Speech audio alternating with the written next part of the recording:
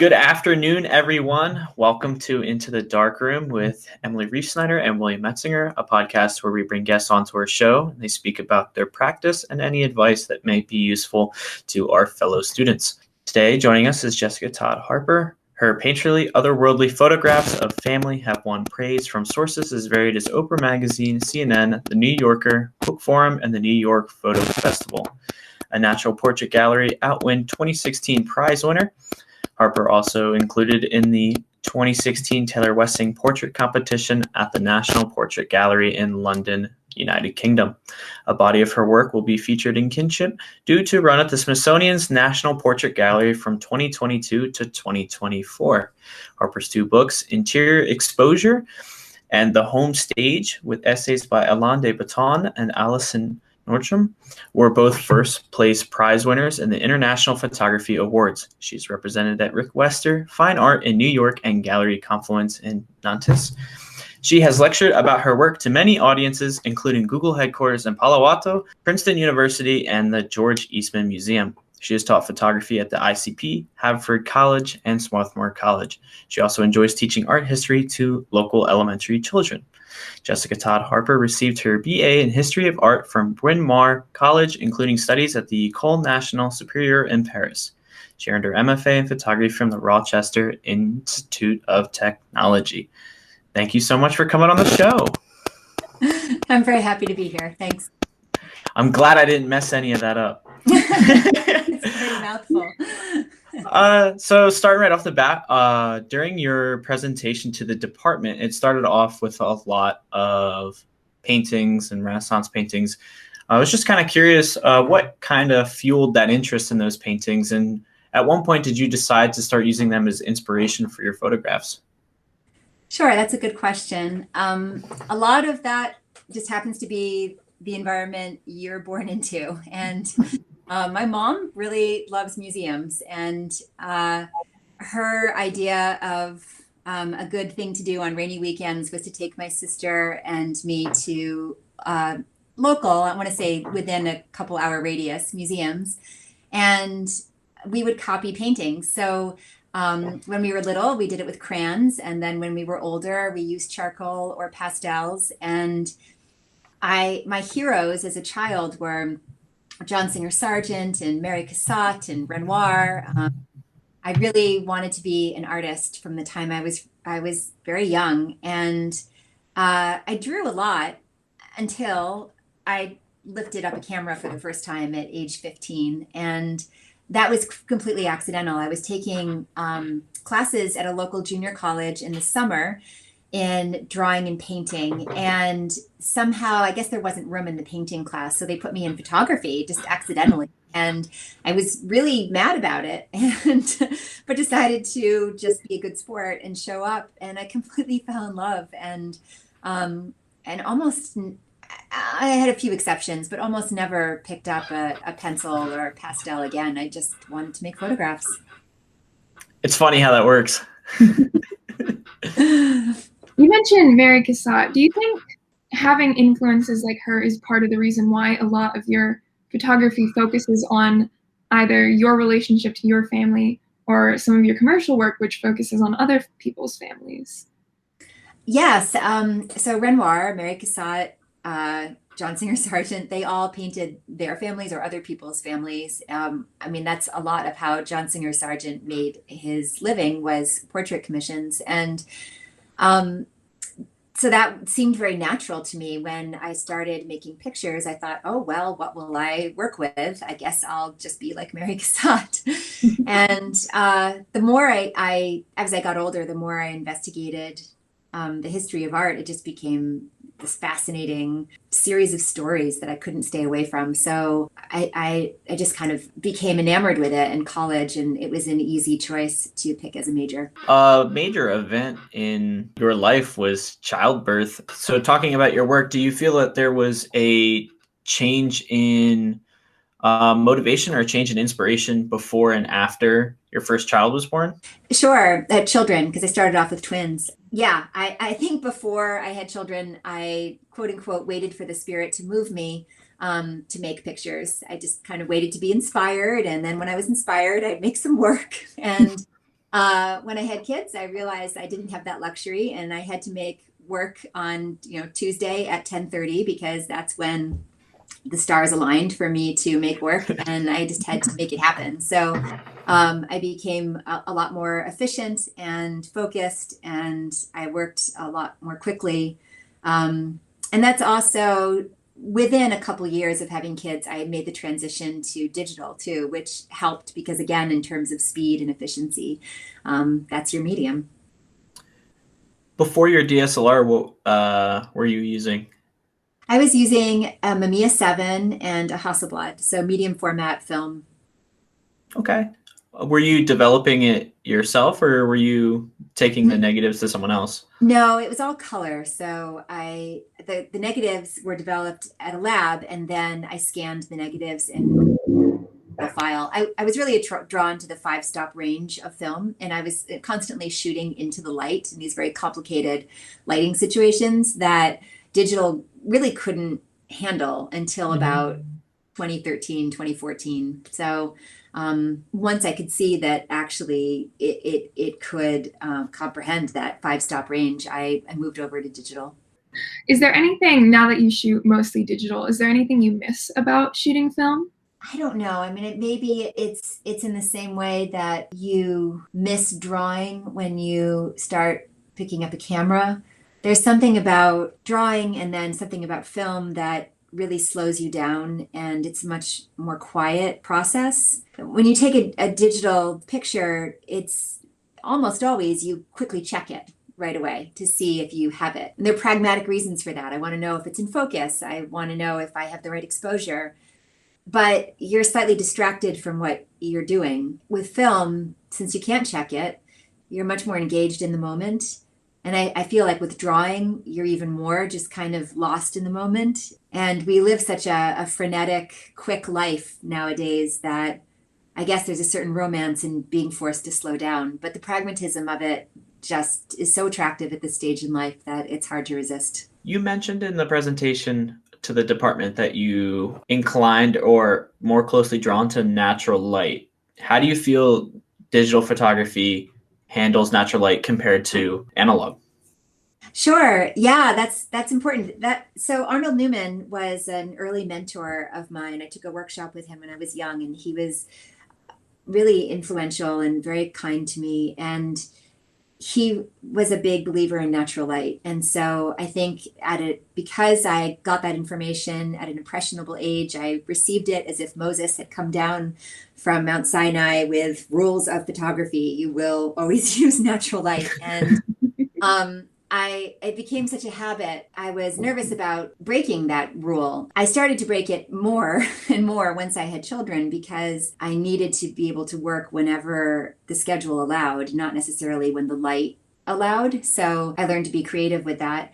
One of the reasons that I switched over to digital so late was definitely the way that film handled natural light. I just thought that it handled it with much more subtlety and had that lovely 5-stop range that digital didn't have until recently. And now I think, by and large, it's pretty great. Kind of in the same vein of dealing with lighting, but especially now that a lot of your work deals with children, how do you go about deciding how much to control when you're composing an image? Like how much do you decide, like for this person to be standing here, I'd like for the light to be coming in from here? Like how do you balance what you control and what you leave up to kind of fate? Yeah, that's a great question. I feel like it's an art balancing how much you want to control it, because if you control it too much, and everybody can tell, and it looks very forced, and then it's not interesting. And if you're too sloppy, then that doesn't work either. So I feel like it's you develop this intuition about seizing the moment at the right moment. And then sometimes you miss the moment, and then you just kind of have to accept that because you can try to force it, but it doesn't work.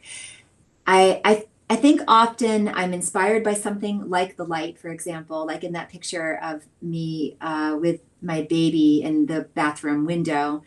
I walked by and the light was so beautiful, and that's what inspired me to then construct that picture. But the towel really was draped over the shower, and all that stuff was there. And I feel like I have an appreciation for leaving things like that because it preserves the veracity of the moment. And it's funny when I do commercial work, they ask me to reconstruct that sort of thing. And they don't really want dirty Kleenexes and trash in the background, but they really can use, some messy books or discarded jewelry, things that show that a real person lives there.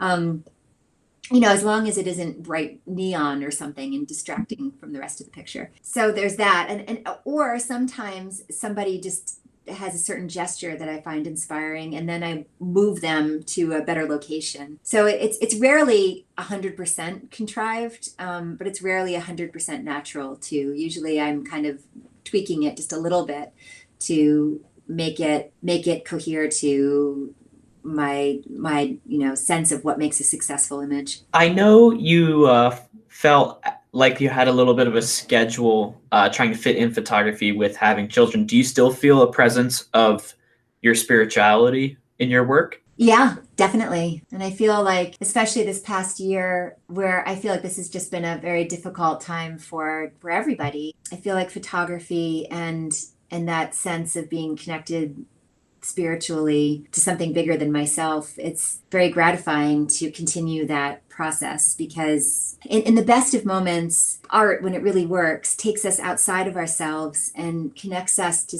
a grander narrative, which is more important than any singular event or singular person. And in moments like this in one's life or in history, when we're all kind of in the doldrums, our life journey, it's nice to be reminded of the big picture. Thank you for that. I feel like everyone kind of in their own way has to tap into spirituality with how 2020 went. Yeah. Amen to that, brother. Continuing the line of spirituality, we had talked earlier about the art you draw from and what you reference. Do you think you would be shooting the same images you do now if you didn't have your spirituality to draw from? That's a hard question. I think from the time I was very young, I connected art making with getting outside of myself. I mean, I remember one time being at camp and being very homesick and drawing because it made me not think of my own self-pitying state.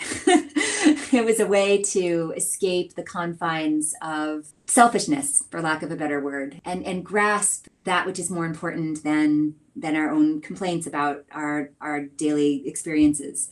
And I feel like when you look at a piece of really great art, you forget yourself. And I think that's part of the attraction, whether it's Barnett Newman's wall size image of Eve, which is just a streak of color across the wall. I mean, I think ideally what he wants you to do is think of something that, and he feels, can't be represented in a physical form, but is so abstract that it's reminding you it's not located in the physical realm. But also in a really beautiful Dürer engraving of Adam and Eve, the same subject. If it should also take you to this other place if it's really successfully rendered. And so for me, I feel like spirituality and art making is so intertwined. No matter how you define that, spirituality is a complicated question for Americans today. A lot of people will define that in different ways, depending on their own perspective. But I feel like what all of anyone who's talking about spirituality, what they have in common is this sense of removing the focus from yourself and being connected to something greater than yourself, at least for a moment, which I think is pretty fundamental to the satisfactory human experience. With human experience and something we've heard throughout our time at PCAD is the idea of when you first find your interest in photography, there's a sense of innocence. And I know you've taught elementary children, you've also taught at several colleges.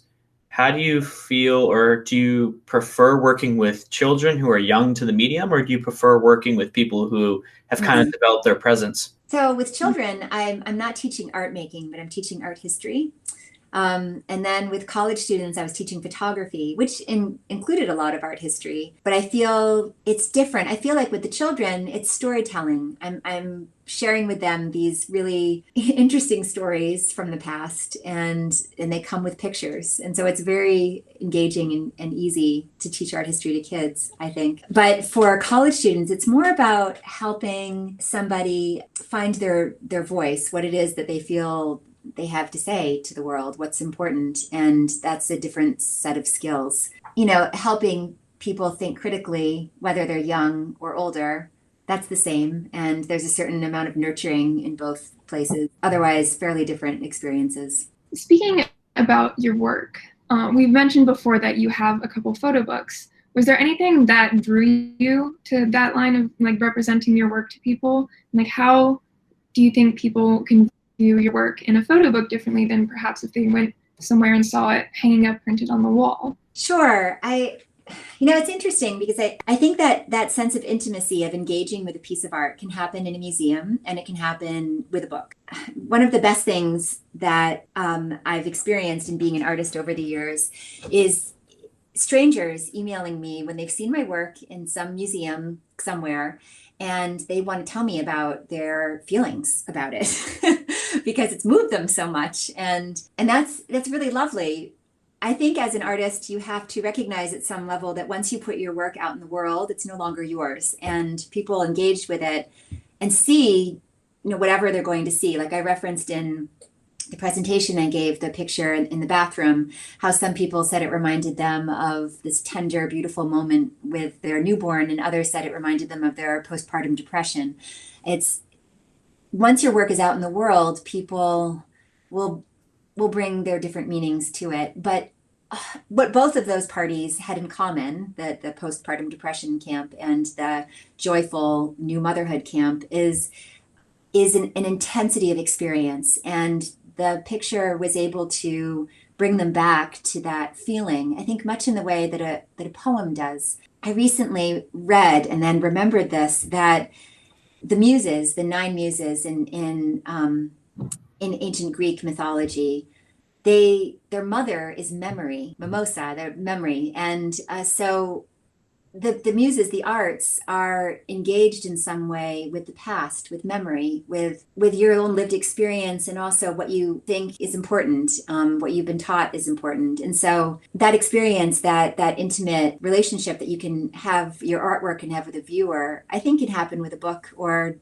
in a museum. Although, I've been very gladdened to have people contact me who've experienced it both ways. I mean, a book in some ways is more accessible because if you don't live near the museum, then it's something that you can look at quietly in your own time. When you started crafting those photo books, did you feel in any way that you were making art for the book, or did you still feel that you were making a book about your art? I think that's a good question in terms of, conversations I had with the designer.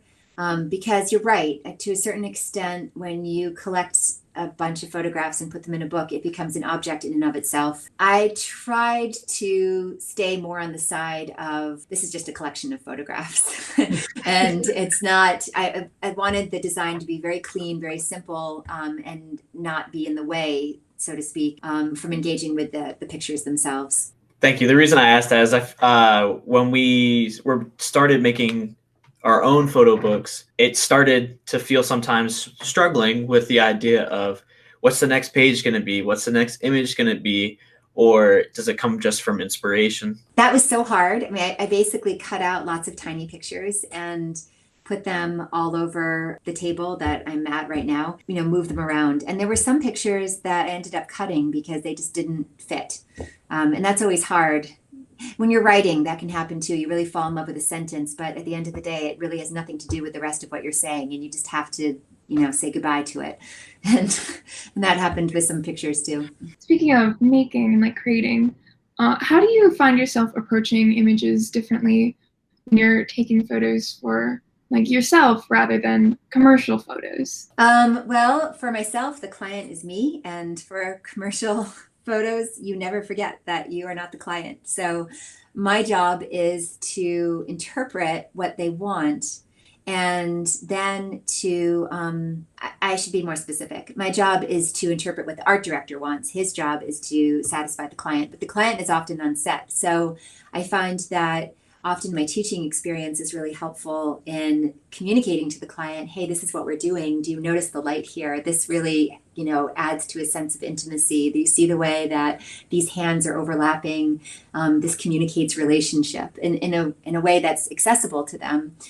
Because the client doesn't necessarily have a whole lot of background in art. They just want to know that this picture is going to sell their product. And so if you can help explain that to them, then that just makes everyone happier. I'm trying to make something that I think is beautiful, but I'm also trying to satisfy the demands of the art director and make sure that I'm solving the problem that he wants me to solve. As graduation is less than a month and a half away, for someone who might be in my position, do you have any advice on making a smooth transition from making art for myself versus transitioning to like making art that is client-based? For me, I made art for myself and started with that. And then people hired me, and then I could show examples of what I did once I was hired. But I feel like people are putting yourself on the marriage market, right? You want to be yourself, because if you end up in a relationship with this person, you are going to be most happy if you advertise who you really are, right?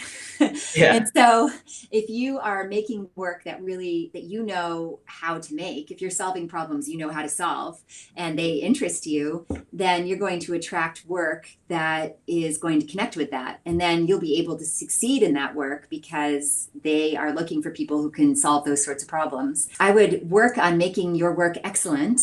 That is of first priority. And then the idea is that you attract clients who are going to be interested in that. Hopefully my work will be excellent one day. we all hope for that.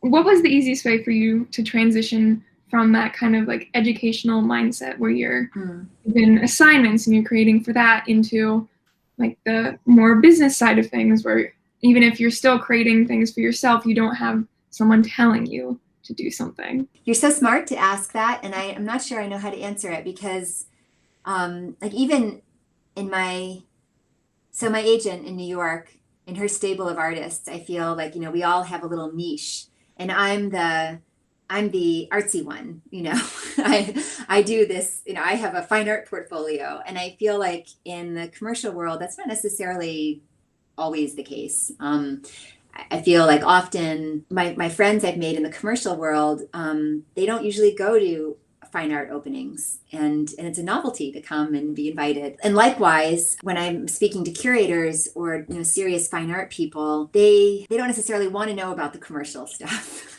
And so I feel like I started from the art side of things, and then, like Larry Fink, who is one of my mentors and role models, that led into a niche in the commercial world. But I never prepared a portfolio with commercial ambitions beforehand. I know people do, and most commercial people do, and I think that's what you ought to do, but I can't tell you how to do it because I haven't done it. Do you have any other advice for students to start getting their work in public showings or public gatherings? Like, I feel like the first show to get invited to, or the first show to get your work into, might be the hardest one.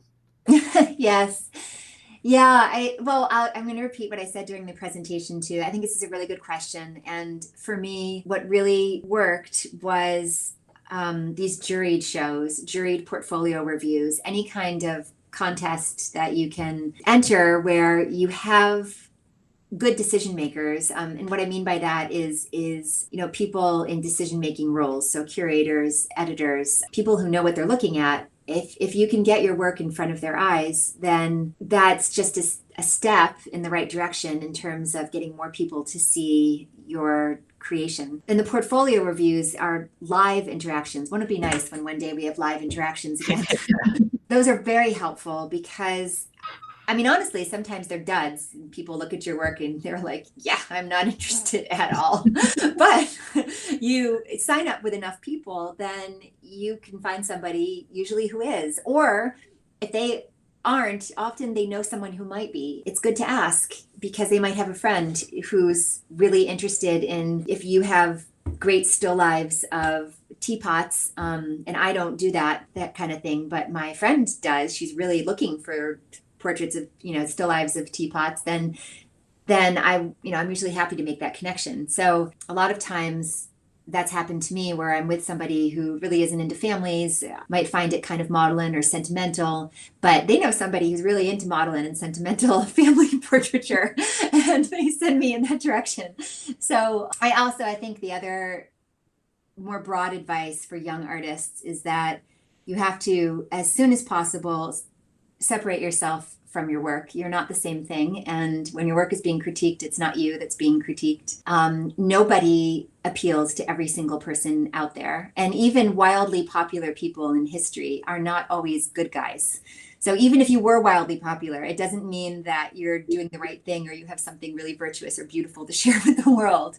It's most important that you really want to be doing this. You really want to be an artist. This means a lot to you, and that you'll be really unhappy if you don't do it. If you know that about yourself, then it's just a matter of numbers. You have to keep on showing it to enough people until somebody connects with that. Don't worry about being rejected or not being liked by a few people or even lots of people if this is really, really what you want to do. Notice that I'm not saying I really want you to believe in yourself or that you really think you have something important to tell the world. Those are different questions than do you want to be doing this? Because that's a really most fundamental, important question. I know people who are very good artists actually realize they didn't want to be doing it. Just because they were good at it, it wasn't actually satisfying them. And so broadly speaking, as a person who's kind of looking back at you from the middle point of life and you're at the beginning part of your adult life, I would say be very cognizant about what you want, because you can't have everything. So make sure you spend time thinking about what it is you want and then really focus on getting that. I appreciate that. Sometimes it can be hard to separate yourself from your work, especially if you make that winner that you're so passionate about and then you go to show it and it's not received as the winner. No, yeah. I mean, that happens. You read any lives of the artists. I mean, there are plenty of examples of people not appreciated who, in retrospect, we would say are geniuses. Thank you so much for speaking with us. Oh, it's my pleasure. Good luck and congratulations on almost being finished with your degree. You're getting there. I feel bad for people your age right now during the pandemic. I think must be really tough, and I applaud you for slogging through and continuing with your studies. And this is almost over. We're really in the final lap here. I feel like in a way COVID has, although been a huge train wreck for a lot of people in a lot of different ways, it's given us something to overcome. So that's a good way of looking at it. We'll be able to look back and look at what we beat. That's right. That's exactly right. Remember during the presentation, someone asked, what's your advice for getting good work? And I said, don't be afraid to fail. It's in adversity. It's in adversity. It's in failing. It's in having really unpleasant experiences that you really become strong. So that's good. That's a really good way of approaching it. Do you have anything that you would like to plug for our listeners on where we can look at current work or where anyone might be able to look at some of your stuff? So I do have this show coming up at the National Portrait Gallery. It was pushed back because of COVID, but it's going to open October 21st, 2022, so next fall, and it'll be up until 2024. Trying to remember, I think it's 5 or 6 artists, but we're going to be taking up the entire side wing of the first floor of the National Portrait Gallery. Each artist has one whole room. I'm really excited about this. The curator keeps changing her mind about what she's going to put up because I keep sending her new work. But it's going to be from, I think that the picture that I keep referring to in the bathroom, the self-portrait with the baby, I believe that one will be there. And even if it isn't, the point is that the work will stretch back quite far up until the present. And so there'll be this grander family narrative. I am working on another book right now. I'm trying to figure out when to have that out. So that's all very nascent, but I will eventually. Thank you so much. Yeah, no problem. Thank you so much for coming on to the podcast and speaking with us. Good for you for doing a podcast. I look forward to hearing others. Well, have a great rest of your day. Thank you. You too. Take care.